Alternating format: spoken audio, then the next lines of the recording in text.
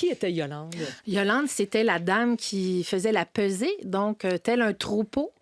On était à la queue leu-leu, les femmes. Je dis les femmes parce que majoritairement, c'était des madames là, dans un sous-sol d'église. Puis on allait à la pesée. Certaines diront on allait à l'abattoir parce que... Puis on se faisait peser devant tout le monde. Et quand quelqu'un perdait une livre, bien, tout le monde applaudissait puis tout le monde était content. Quand quelqu'un prenait 1 ou 2 livres, bien là, on n'applaudissait pas. Donc, c'est à 9 ans. C'est quand même... Ça frappe l'imaginaire, mais c'est la vérité. Évidemment que maman faisait ça avec tout l'amour qu'elle avait pour moi. Là. C'était pour ma santé, évidemment. Oui. C'est une autre époque aussi, bien sûr. On aborde les choses différemment aujourd'hui, mais revenons à Yolande. Je la cite quand même, c'est joyeux. Elle disait... 1 seconde sur la langue, une vie entière sur le derrière. Ben oui. Disait-elle souvent du fameux carré de sucre à crème. C'est pas d'aujourd'hui que les femmes veulent se faire disparaître. Hein? Elle était militaire, Yolande. Oui. Elle était catégorique aussi. Vous deviez perdre 100 livres. Oui. Est-ce qu'elle avait raison?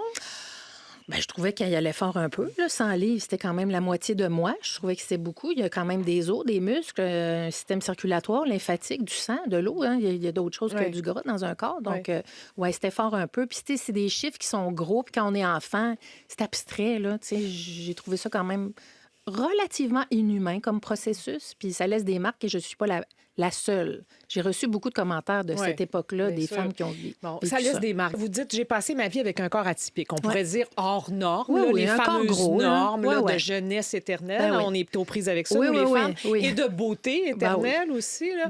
Bon, parlant de ça, ça laisse des marques. Qu'est-ce que ça veut dire, vivre avec un corps comme ça dans le monde actuel? Ben, c'est de vivre dans un corps que personne veut. Tu sais, les gens se payent des fortunes pour faire disparaître ce qui est mon corps. Dans le fond, il n'y a personne qui va se réveiller un matin pour dire « Oh mon Dieu, j'aimerais ça être grosse ».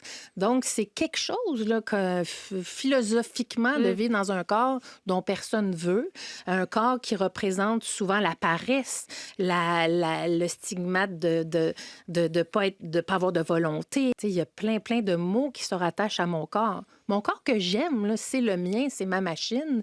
Moi, je l'ai toujours aimé. J'ai toujours milité pour la diversité corporelle. Donc, c'est souvent les autres qui me disaient que mon corps n'était pas approprié. Quand moi, je l'aimais.